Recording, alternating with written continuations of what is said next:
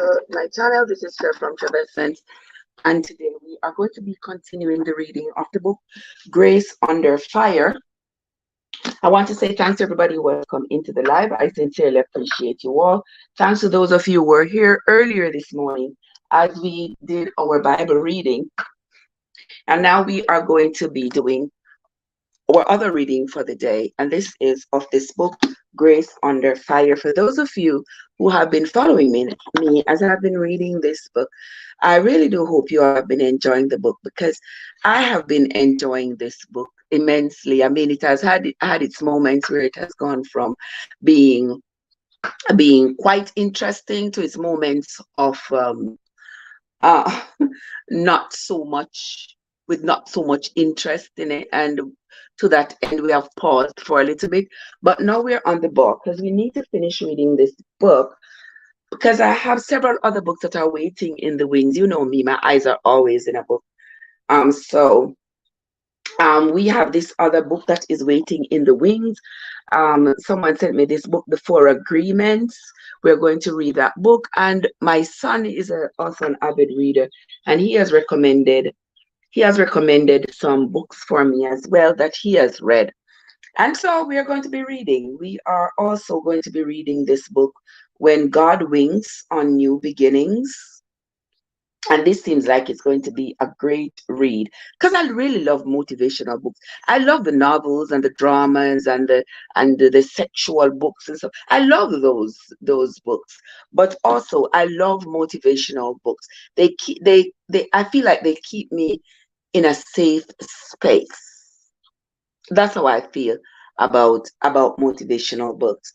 And so I have this one that's called When God Winks on New Beginnings that I want to read, and I think I might read it even before I read The Four Agreements. And I also have another one that a friend of mine gave to me to read, called Tuesdays with Maury, and I haven't read this one yet either. So here I have practically 3 books that are waiting to be read. They're waiting for my lips to call the words that are within these pages, and I can't wait. So come along with me, guys. If you don't like to read for yourself, come with me. I will read for us.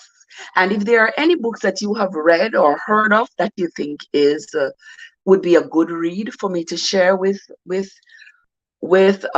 people on my channel, come along, let me know. Shoot me a text, shoot me an email, say it in one of my chats, so I can find the book and read it for us. Now, yesterday when we were reading, we saw where Isabel and Michael, they are currently in Scotland. They are trying to find the property that Isabel has inherited, and have they come across a lot of stories. Lots of people have lots of different stories to tell them, none of which is good. We saw yesterday where the precursing document for Isabel to take over the property which she inherited, that document has been missing. And according to the stipulations from her uncle, she cannot take possession of the property until she has read this precursing document. And that document, we saw that it was missing. But thanks to the keen eyes and the keen thoughts of Michael and the others, they eventually decided to lift that desk in McCarthy's office. And lo and behold, there it was, the document hidden under the carpet, under the heavy desk. And that goes to show sometimes when you are searching, what you are searching for is never going to be in the obvious places. You have to go outside of the box, search in places where you never expected it to be. And that's what happened. So they found that document yesterday, and the contents of the document were as it was intended by Isabel's uncle, for Isabel to take over the property. He says it should never be sold. It should remain as a legacy in their family. And also he has left a lot of money for the upkeep of the place. And so We had read before where Isabel was thinking about selling the place maybe to the Patterson Group or somebody else, but now she has to abide by the stipulations in the will, so she can't sell it.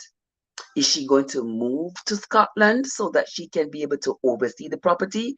Is she in danger because we know that Clive Arcus, he has taken possession of the property.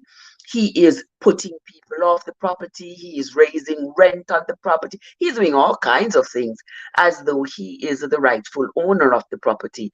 So unless Isabel can get the authorities to get Arcus off the property soon, by the time she gets there, Arcus may have sold everything.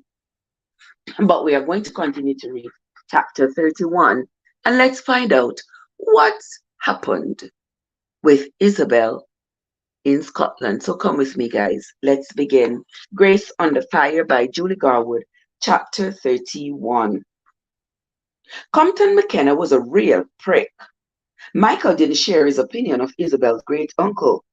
The narcissistic son of a bitch old man had said such awful things about her mother. The look on Isabel's face showed how upset she was. He put his arm around her, leaned down, and whispered, I could be wrong. Yes, she asked. I don't think Compton liked your mother. His comment made her laugh. Compton wasn't a very agreeable man, was he? Gladstone remarked.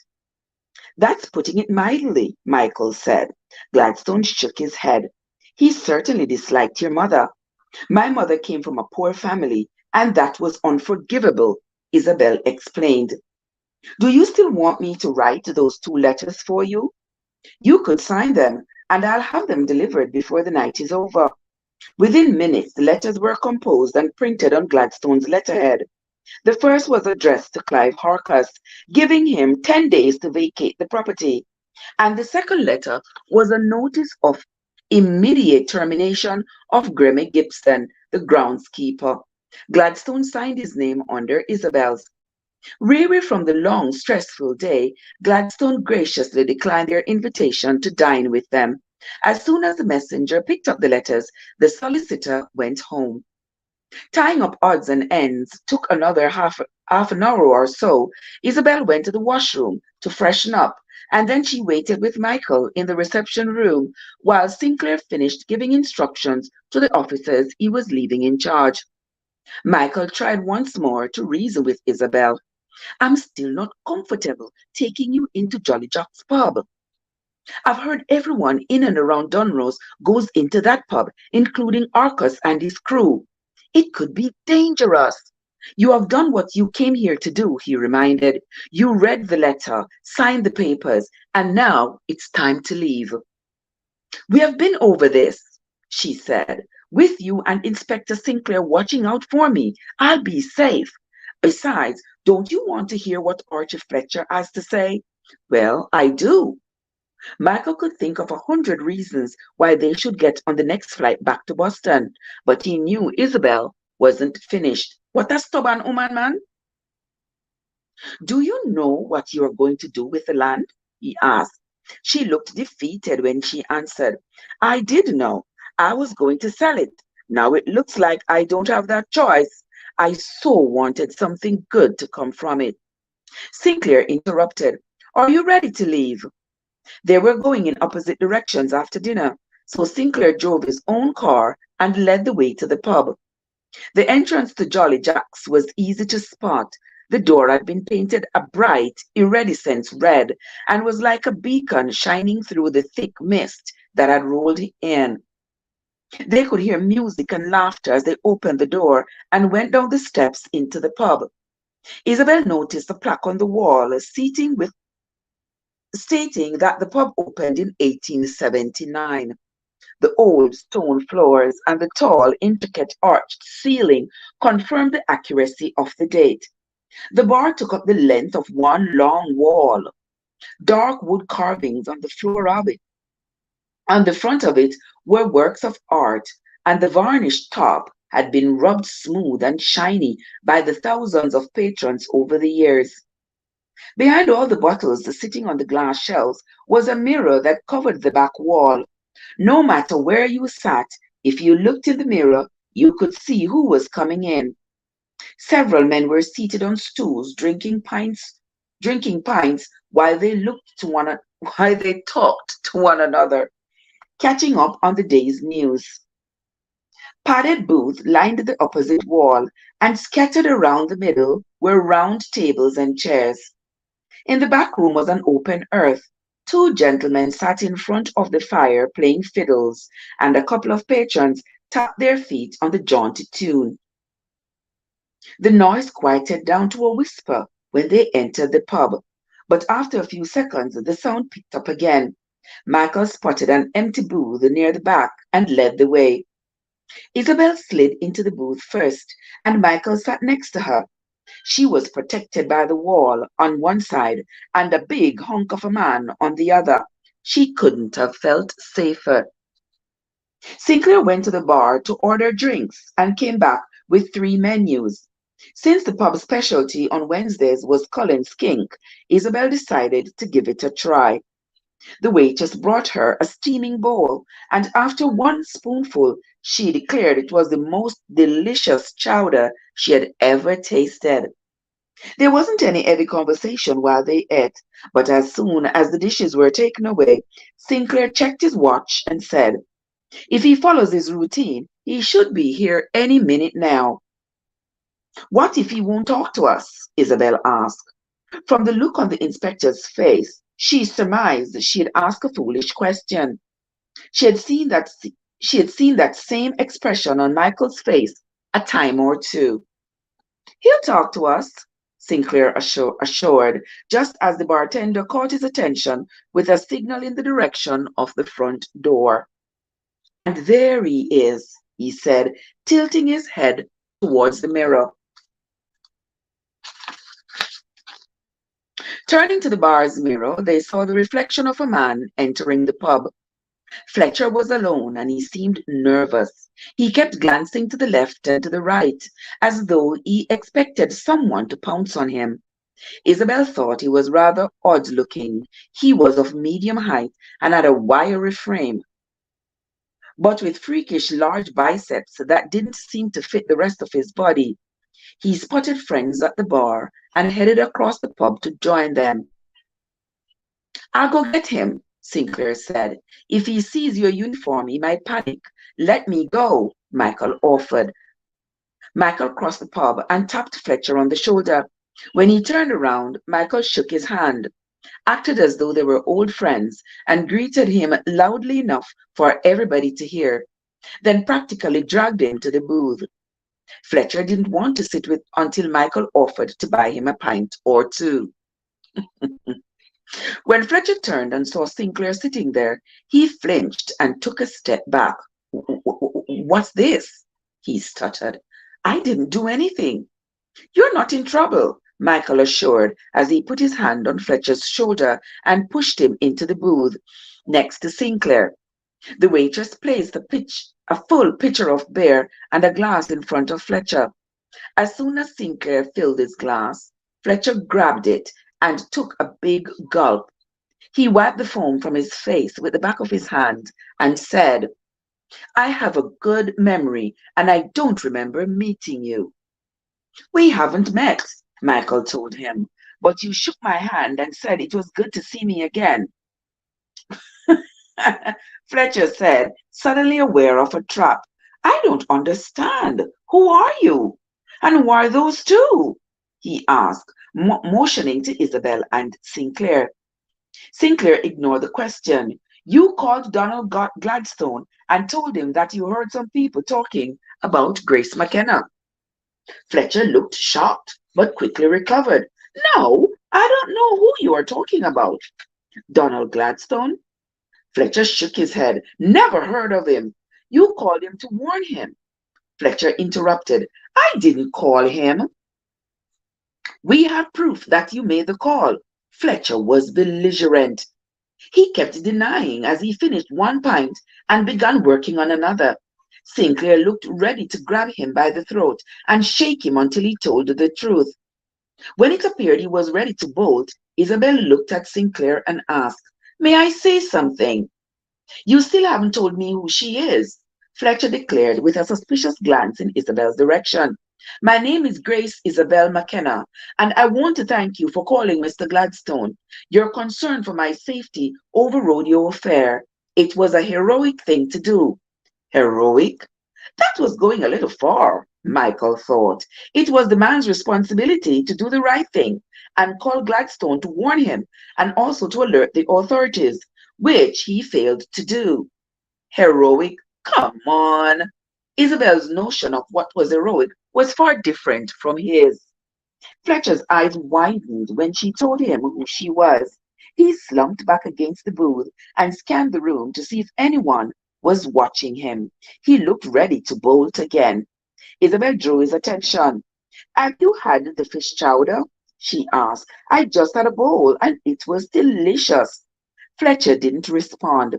He sat silent for a minute, looking around the bar, and then returned his weary gaze back to Isabel. She wasn't deterred. "Really, Mr. Fletcher, you should try it. I can't remember what it's called." "Cullen skink," Fletcher mumbled. Yeah, that's it," Isabel said cheerfully. "Have you tried this one?" "It's my favorite," he admitted. "I worry they'll run out before I order. The cook never makes enough, and it goes fast." "We would like to treat you, wouldn't we?" she asked Michael. She had to elbow him in his side to get him to agree. Sinclair motioned to the waitress and placed the order. Fletcher was so nervous. His hands were shaking. He needed to calm down if they were ever going to get answers. Since he couldn't seem to stop staring at her now, Isabel decided to try to put him at ease with more casual conversation. "This is such a beautiful area." He nodded and continued to stare at her. After answering several more questions with a nod or a yes or a no, he finally began to loosen up. "Do you live around here?" "Yes, I do. It's walking distance from my flat to this pub, and since I'm not driving, I don't have to worry about how much I drink. Though I have learned not to overdo because of the morning after hangovers." Isabel smiled. "I'm familiar with those. They can be brutal, can't they?" He chuckled. With her encouragement, he started talking about his life in Dunross and how he never wanted to live anywhere else.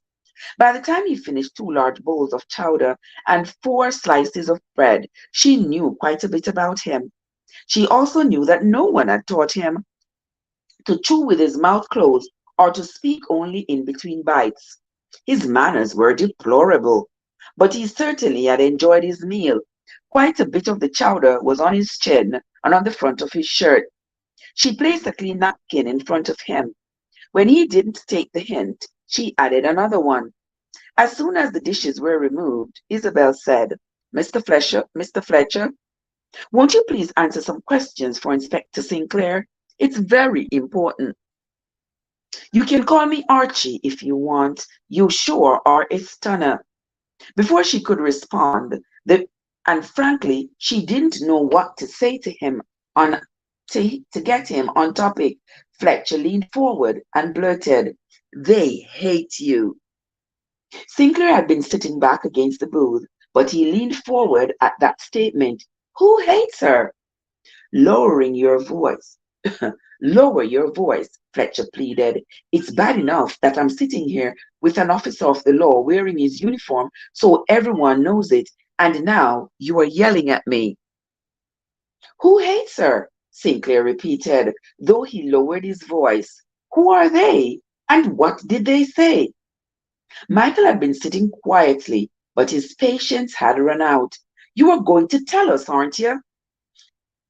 "And if I don't," Fletcher blustered, "you will." Fletcher looked from Michael to Isabel and back to Michael. "Who is she to you? Is she—" He paused. "She's with me," he snapped. "Now answer the question." Michael was getting testy, and Isabel feared his temper would cause Fletcher to stop talking. She reached under the table and put her hand on his thigh. She was either going to pat him or pinch him. Before she could make up her mind, his hand was on top of hers and he wasn't letting go. Yard Foods is in the place. Blessed, blessed, blessed morning to you, Sister Yard Foods. How are you doing, my darling? So good to see you. So good to see you, Sister Yard Foods. I hope you are having a great, great, great morning. All right, Sister Yard Foods, you have come in. You have come into the live this morning. All right. Um, me still have Sister Emma and Gia run over there, so they not hear our mouth. Me, me see, me turn her down because me cannot hear her voice. Let me check out. Artist of Yard Foods. Let me give you this on the Steel News account. Steel News been running. All right, this is the last of Chef's playlist. So let me go on to you, Sister Yard Foods. How is she there? Where Yard Foods, there, my lord? She's not supposed to be too far, Sarah, just so. All right, so Sister Yard Foods, here you go. The potato pudding just a smile up in my face, so. All right, let me see. Yard Foods, 58. Let me see. I think I ran all this 58 already. Let's see. Yes, all that 58 has run already, Sister Yard Foods. Let me see. This one here, Yard Food 9, that has run already. Yard Food 70. Okay, this 70 here stop halfway. So there you go, Yard Foods. Most of foods. You know why it stop halfway? Because these videos are, this one is what, 7 hours. But anyway, make it go and run. Make it go and run, Sister Yard Foods. Are you that? Yes. Yeah, remember that is a different account, Sister Yard Foods. Yeah, that is the Steel News account. So I'm running you on that Steel News account. All right, so let us continue reading this book, Grace Under Fire. Yes, Sister Yard Foods, we have to give thanks for living to see another day because it's because of no powers of our own. None at all. Why we have lived to see another day. All right, let us continue. Fletcher kept his attention on Isabel when he answered, Arcus and his crew. They don't want her coming in here and ruining things. They have big plans. Clive Arcus says he's the real here and he's the real heir, and she's trying to take the land away from him. Does he have proof? I don't know, he said. Clive says that from the day he was born, his mother, Freya, has told him that McKenna was his father. Maybe her word is all the proof he needs. From what I hear, it's probably true. Do others living around here believe Clive to be the rightful heir, the rightful heir? They aren't going to admit it if they don't. Clive tells everyone who will listen that he owns Glen McKenna, and no one dares to argue with him. Are you afraid of him? Fletcher's voice dropped. Anyone with half a brain would be afraid. Sinclair continued to question Fletcher while Isabel and Michael quietly listened. Were you in here when you heard people talking about Grace? Yes. I was sitting in the last booth nursing my drink. I wasn't ready to walk home just yet, but my friends had already left, so I was relaxing by myself, hunched over my drink. Could they see you in the mirror? I don't think so. I was tucked in the corner with my back to them. Can you identify who you heard? Walter McCarthy was one of them. OMG. Walter McCarthy was one of them. And they were just with Walter McCarthy, guys. He was sitting right behind me. They must have seen my friends leave.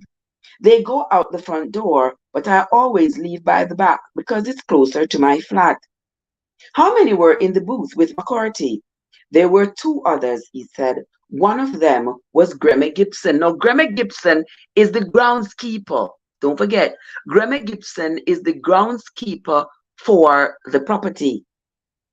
He has a real nasally, whiny voice. I'd know it anywhere. He has made a lot of money doing absolutely nothing as groundskeeper. Sometimes when Clive gets into trouble with the law, Grammy is his alibi. Grammy Gibson and McCarthy. Grammy Gibson and McCarthy? Sinclair said. Who was the third man? I don't know who he was. I didn't recognize his voice. McCarthy did most of the talking.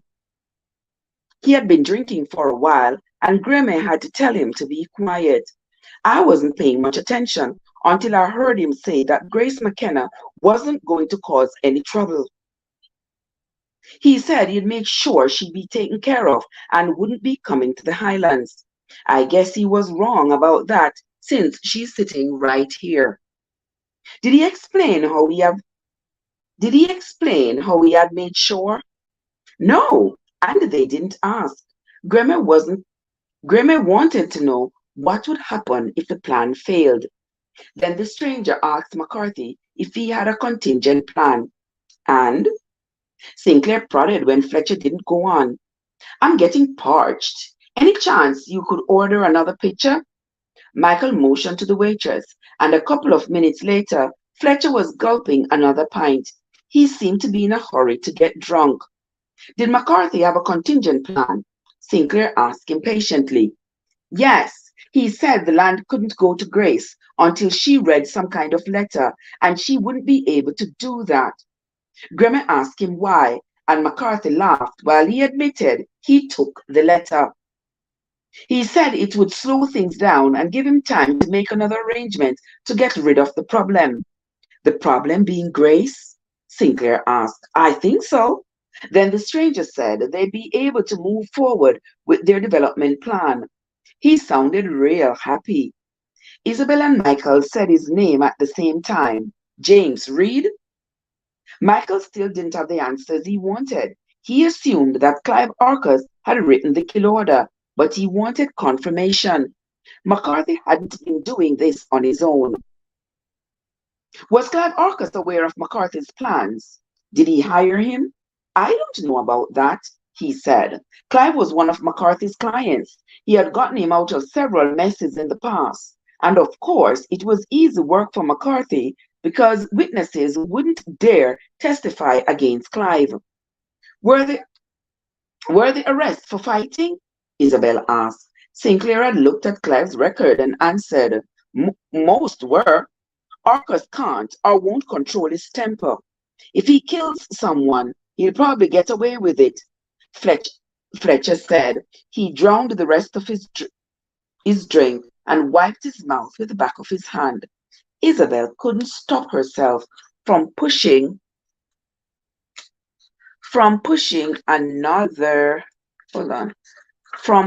another napkin towards him.